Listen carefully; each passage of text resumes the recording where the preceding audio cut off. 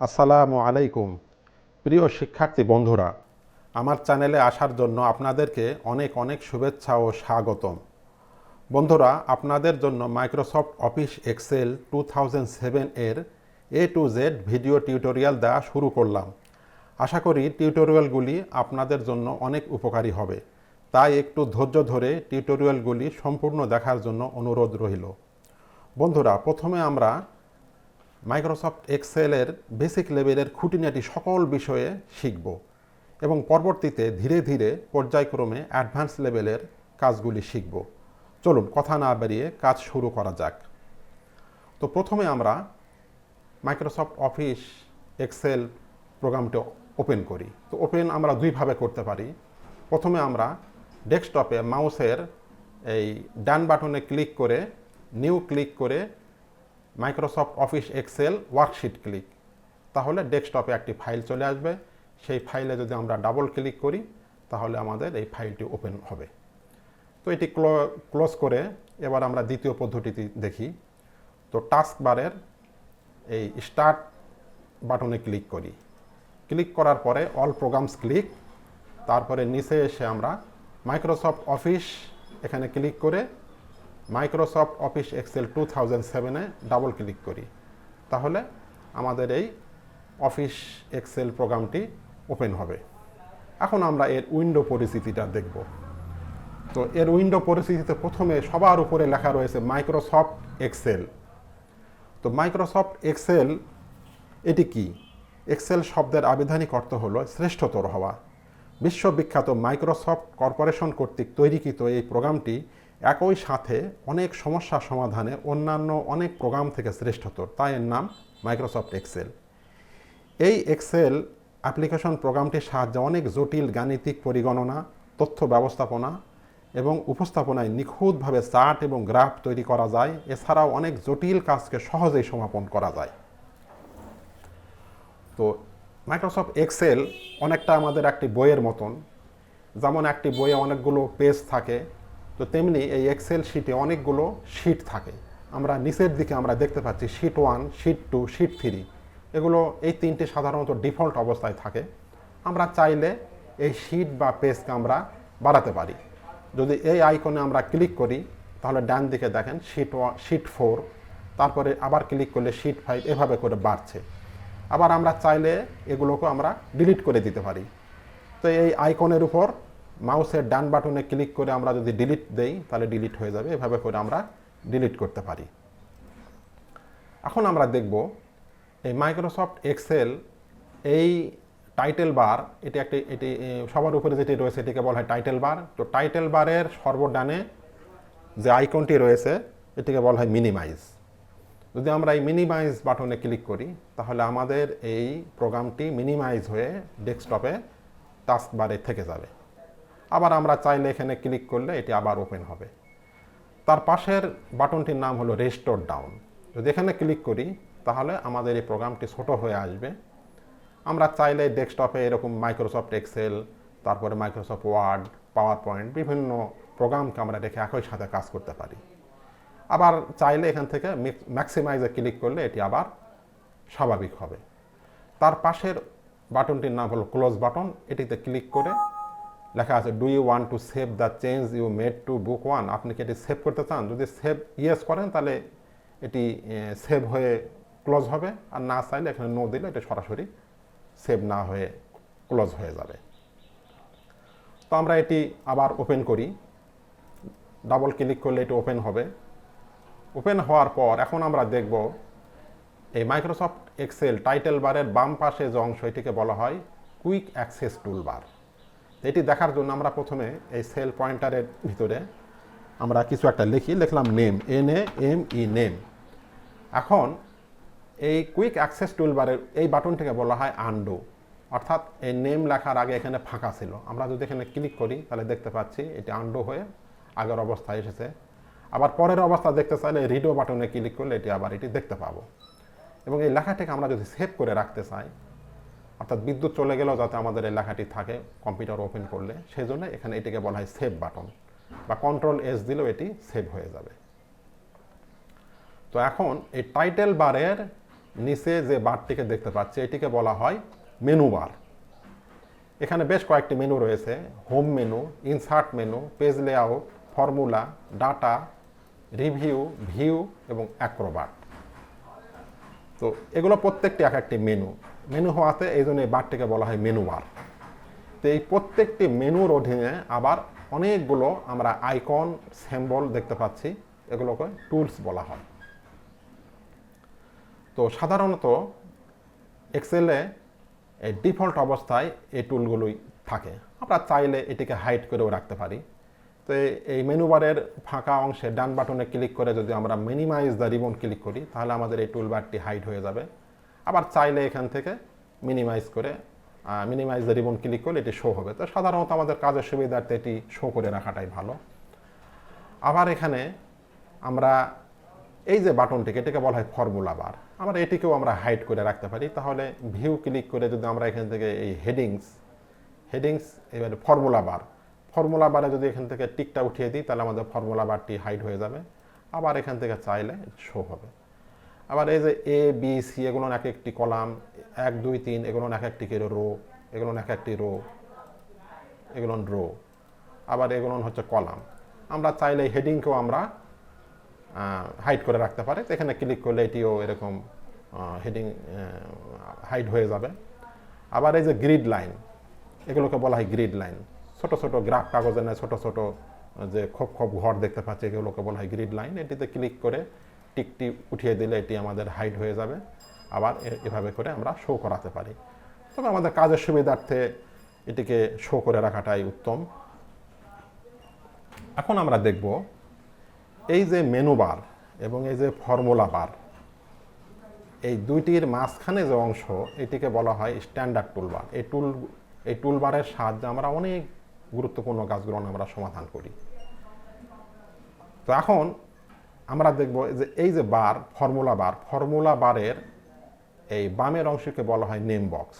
অর্থাৎ আমাদের এই সেল পয়েন্টারটি কত নাম্বার সেলে রয়েছে বা কলামে রয়েছে। যদি আমরা এখানে এই সেল পয়েন্টারটিকে এখানে ক্লিক করি তাহলে আমাদের এই সেল পয়েন্টারটি কলাম নাম্বার ডি আর রো হলো 7, এই যে D7 এভাবে করে দেখাবে। আর এই ডানের অংশকে বলা হয় ফর্মুলা বক্স। তো ফর্মুলা বক্সের কাজটি দেখার জন্যে তো আমরা কিছু একটি লিখি এখানে, উদাহরণস্বরূপ যেমন এখানে লিখলাম হলো আইটেম, এখানে লিখব হলো কোয়ান্টিটি, QUENTITY, কোয়ান্টিটি। এখানে দিলাম হলো প্রাইস, আচ্ছা এখানে দেই হলো প্রাইস, PRICE, প্রাইস। এখানে দিলাম হলো কোয়ান্টিটি, QUENTITY, কোয়ান্টিটি। এখানে দিলাম হলো টোটাল, TOTAL, টোটাল। ধরলাম আইটেম, এটা কম্পিউটার, COMPUTER, কম্পিউটার। এখানে নিলাম হলো প্রিন্টার, PRINTER। ধরলাম এই কম্পিউটারের মূল্য ধরলাম 20,000 টাকা এবং প্রিন্টারের দাম ধরলাম 10,000 টাকা, 10,000। প্রিন্টারের পরিমাণ ধরলাম 3টি এবং কম্পিউটারের পরিমাণ 3টি এবং প্রিন্টারের পরিমাণ 2টি।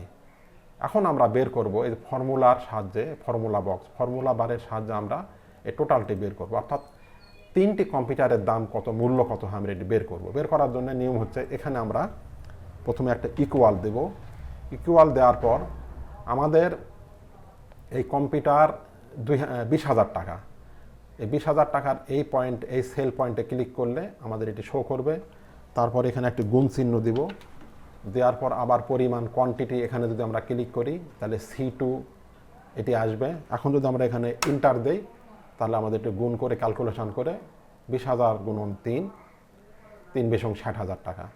এখন আমরা যদি এই পয়েন্টে ক্লিক করে যদি নিচের দিকে টানি তাহলে অটোমেটিক নিচেরটাও ক্যালকুলেশন করে চলে আসবে। তাহলে আমরা গুণের কাজটি দেখলাম। এখন আমরা দেখব যোগের কাজটি দেখার জন্য এখানে আমরা লিখলাম টোটাল, TOTAL, অর্থাৎ এই 20,000 এবং 10,000 যোগ করে কত হয় আমরা সেটি দেখব। দেখার জন্যে এখানে একটা ইকুয়াল দিব, ইকুয়াল চিহ্ন দিয়ে 20,000 এই সেল পয়েন্টারে ক্লিক, তারপরে এখানে একটা যোগ চিহ্ন দিব, তারপর আবার 10,000 এখানে ক্লিক করে আমরা যদি ইন্টার দেই তাহলে এটি যোগ করে আমাদেরকে দেখাই দেবে। আবার যদি আমরা বিয়োগ দেখতে চাই তাহলে আবার এখানে ইকুয়াল দিয়ে এই কোয়ান্টিটি এখানে 3 দিলাম, দেওয়ার পর এখান থেকে মাইনাস চিহ্ন দিলাম, দেওয়ার পর আবার এখান থেকে 2-এ ক্লিক করে যদি আমরা ইন্টার দেই তাহলে আমাদের মোট 3-এর থেকে 2 বাদ দিলে 1 এটি আমাদেরকে দেখাবে। আবার যদি আমরা ভাগ দেখতে চাই তাহলে এখানে একটা ইকুয়াল দিব, ইকুয়াল দেওয়ার পরে এই 60,000 ভাগ 20,000 দিয়ে আমরা যদি ইন্টার দেই তাহলে আমাদেরকে দেখাচ্ছে 3×20=60,000। এভাবে করে আমরা যোগ বিয়োগ গুণ ভাগ এভাবে করে আমরা দেখতে পারি। আচ্ছা, তো এখন আমরা এটিকে সেভ করে নিলাম, সেভ বাটনে ক্লিক করে সেভ করে নিলাম। তো এখন আমরা দেখব এই ফর্মুলা বারের নিচে যে অংশটিকে আমরা দেখতে পাচ্ছি একে বলা হয় ওয়ার্কশিট বা স্প্রেডশিট। অর্থাৎ গ্রাফ কাগজের নাই এক্স অক্ষ এবং ওয়াই অক্ষ বরাবর খোপ ঘরের নাই এরকম অনেকগুলো ঘর নিয়ে বড় শিটকে বলা হয় স্প্রেডশিট, একে ওয়ার্কশিটও বলা হয়। তো এই ওয়ার্কশিটে আমরা এই যে এক্স অক্ষ এবং ওয়াই অক্ষ বরাবর আমরা যে কালো অংশটি দেখতে পাচ্ছি একে বলা হয় সেল। অর্থাৎ এক্স এবং ওয়াই অক্ষ সারি এবং কলামের ছেদ বিন্দুতে যে পয়েন্টারটি দেখতে পাচ্ছি এটিকে বলা হয় সেল, আর এটিকে বলা হয় সেল পয়েন্টার। এই যে কালো অংশটিকে বলা হয় সেল পয়েন্টার, এগুলো হলো সেল পয়েন্টার। তো এ একটি কলাম, বি একটি কলাম, সি একটি কলাম, এগুলো কলাম, আর এগুলো হলো আমাদের রো, সারি। তো এক্সেল শিটে যদি আমরা সর্ববামে এই পয়েন্টারে যদি আমরা এই পয়েন্টে ক্লিক করি তাহলে আমাদের গোটা ওয়ার্কশিটটি আমাদের সিলেক্ট হয়ে যাচ্ছে।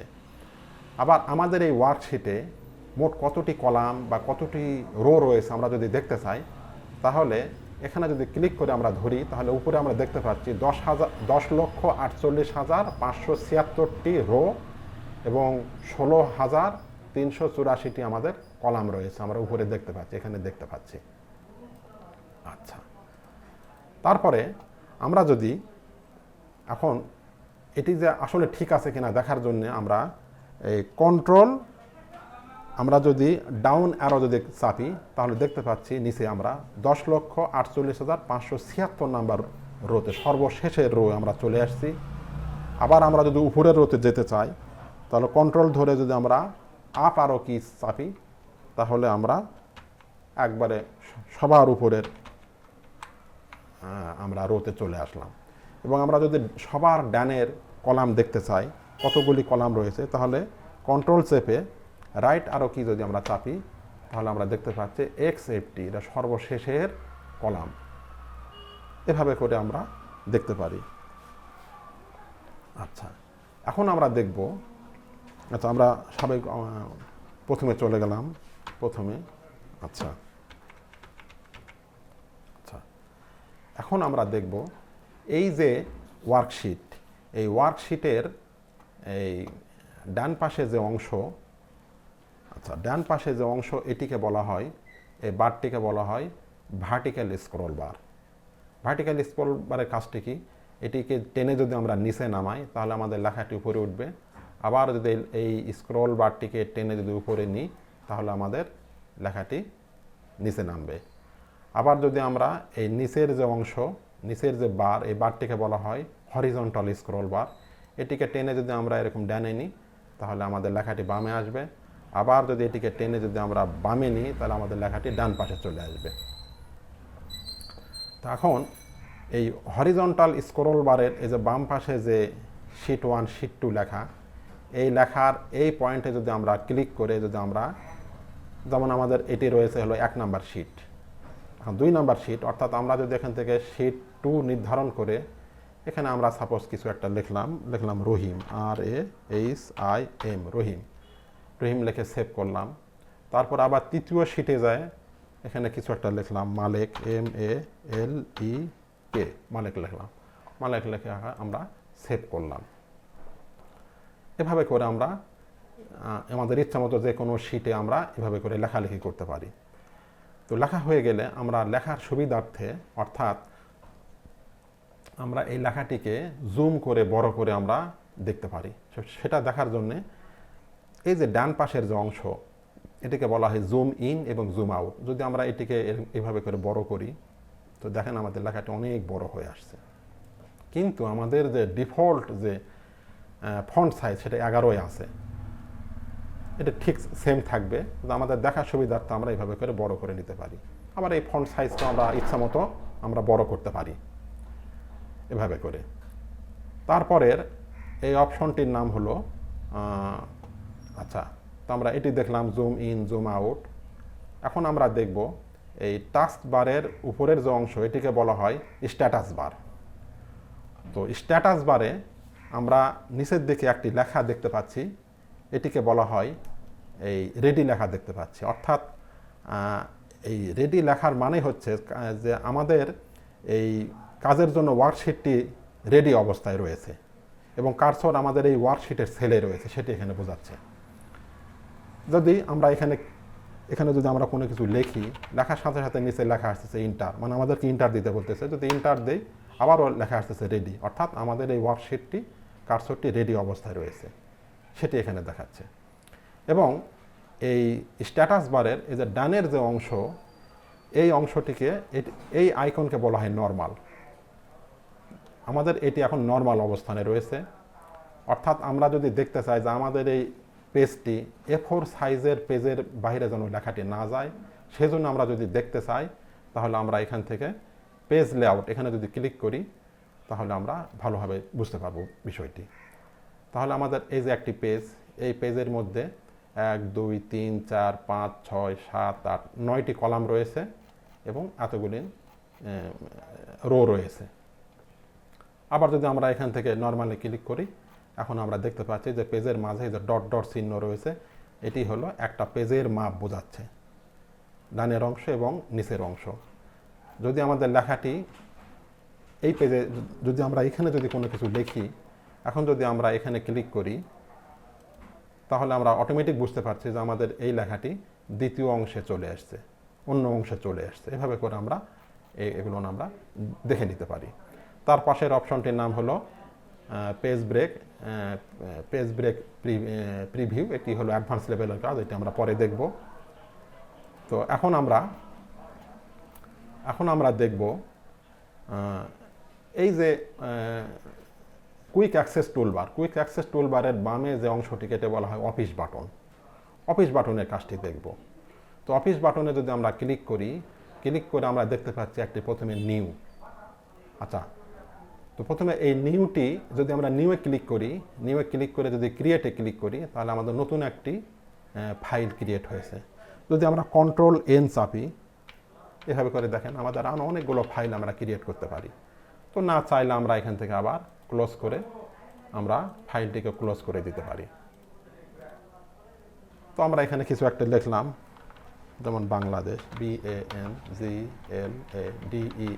বাংলাদেশ লিখে আমরা এখান থেকে সেভ দিলাম, বা এখান থেকে আমরা এখান থেকে সেভ দিলাম। এখন আমরা দেখব, আচ্ছা এখানে BB দিলাম, সেভ দিলাম। এখন আমরা দেখব যে এখানে এই সেভ আস এবং সেভের কাজটি দেখব। অর্থাৎ আমরা কোনো একটি ডকুমেন্ট তৈরি করার আগে ফাইলটিকে আমরা কোথায় রাখবো, ডেস্কটপে রাখবো না ড্রাইভে রাখবো, সেটির জন্য আগে সেটি নির্ধারণ করে সেভ করে নিতে হয়। তো সেটির জন্য আমরা এখান থেকে অফিস বাটনে ক্লিক করে, সেভ অ্যাজ বাটনে ক্লিক করে, এখান থেকে আমরা ডেস্কটপেও রাখতে পারি বা ড্রাইভেও রাখতে পারি। আমরা ডেস্কটপ সিলেক্ট করে ফাইলের নাম দিলাম AAA, দিয়ে আমরা এক্সটেনশান রাখলাম এক্সেলস, রেখে সেভ দিলাম। তাহলে আমাদের এটি কিন্তু সেভ হয়ে গেল। এই যে আমাদের এখানে এই যে এভাবে এটি সেভ হলো। এভাবে করে আমরা সেভ করতে পারি। বা আমরা Ctrl+N দিয়ে আরেকটি নিউ ফাইল নিলাম। এই ফাইলে আমরা দিলাম হলো এক্স একটি লেখা দিলাম। দেওয়ার পরে এই ফাইলটিকেও আবার আমরা সেভ করে নিলাম। এই ফাইলের নাম দিলাম হলো xxx, ডেস্কটপে সেভ করলাম, সেভ দিলাম। এখন আমরা দেখব এই ওপেনের কাজ। ওপেনটি কি? যদি আমরা এই ওপেন বাটনে ক্লিক করি তাহলে আমাদের এই ফাইলটা আমরা এখান থেকে ওপেন করতে পারি। আমরা কোন ফাইলটি ওপেন করব? যদি আমরা এক্স ফাইলটি ওপেন করতে চাই তাহলে এই ফাইলটিতে ক্লিক করে ওপেন করলেও এটা ওপেন হবে। আবার এখান থেকে আমরা কন্ট্রোল ও চাপলেও আমাদের এই ডায়লগ বক্সটি আসবে, তখন এতে ক্লিক করেও আমরা এইভাবে করে আমরা ওপেন করতে পারি, বা না চাইলে আমরা এইভাবে করে ক্লোজ করে দিতে পারি, এভাবে করে ক্লোজ করে দিতে পারি। তাহলে আমরা দেখলাম সেভ অ্যাজের কাজ। আর সেভের কাজটি হচ্ছে আমরা একটি ফাইল সেভ অ্যাজ দিয়ে তৈরি করার পর এরপর যতটুকুই আমরা লিখব, লেখার সাথে সাথে আমরা এখানে সেভে ক্লিক করব বা কন্ট্রোল এস দিব, অর্থাৎ বিদ্যুৎ চলে গেলেও যাতে আমাদের যে পর্যন্ত লিখেছে সেই পর্যন্ত লেখা যেন আমাদের থাকে, এটিকে হলো সেভের কাজ। তো এখন দেখব এই প্রিন্টের কাজ। যদি আমরা এই অফিস বাটনে ক্লিক করে যদি প্রিন্ট ক্লিক করে যদি প্রিন্ট প্রিভিউ দিই, তাহলে আমরা দেখতে পাচ্ছি যে আমাদের এই পেজে প্রিন্ট প্রিভিউতে আমাদের এই ছক ঘরটি আর নেই, শুধু জাস্ট লেখা রয়েছে। অর্থাৎ প্রিন্ট প্রিভিউতে যেটি দেখা যাবে প্রিন্টারে সেটাই আসবে, প্রিন্টে সেটাই হবে। অর্থাৎ যেটা আমরা গ্রাফ কাগজে নাই দেখতে পাচ্ছি সেটা কিন্তু আমাদের প্রিন্টে আসবে না, জাস্ট আমাদের লেখাটাই প্রিন্টে আসবে। এখন আমরা যদি প্রিন্ট করতে চাই তাহলে অফিস বাটন ক্লিক করে প্রিন্ট ক্লিক করার পর আমার কম্পিউটারে যেহেতু ইপসন প্রিন্টার ইনস্টল করা আছে, এটি অটোমেটিক চলে আসছে। এখন আমি কয়টি পেজ প্রিন্ট করব, তাহলে এখান থেকে নির্ধারণ করে দেবো 1 থেকে 2টি বা 3টি পেজ। নির্ধারণ করার পর কয়টি কপি নেব, 1টি কপি না 2টি কপি, এভাবে করে নির্ধারণ করে দিয়ে আমি যদি ওকে দিই তাহলে আমাদের প্রিন্টার যদি অন করা থাকে তাহলে আমাদের পেজটি প্রিন্ট হয়ে যাবে। আচ্ছা, তো এরপরের অপশনটি হয়েছে প্রিপেয়ার, সেন্ড, পাবলিশ। এগুলো অ্যাডভান্স লেভেলের কাজ, আমরা এগুলো পরবর্তীতে দেখব। তো এখন আমি এটি ক্লোজ করে দিচ্ছি। ক্লোজ করার জন্য এখানে ক্লোজ বাটনে ক্লিক করে যদি আবার এই ক্লোজে ক্লিক করি তাহলে আমাদের এই প্রোগ্রামটি ক্লোজ হয়ে যাবে। তো ভিউয়ার্স, বন্ধুরা, আজকের মতো এই পর্যন্তই। এতক্ষণ কষ্ট করে ধৈর্য ধরে ভিডিওটি দেখার জন্য ধন্যবাদ। ভিডিওটি ভালো লাগলে সাবস্ক্রাইব করবেন, তাহলে আগামী ভিডিওগুলি আপলোড করার সাথে সাথে পেয়ে যাবেন। সেই সাথে লাইক, শেয়ার ও কমেন্ট করতে ভুলবেন না। সকলে ভালো থাকবেন। আল্লাহ হাফেজ।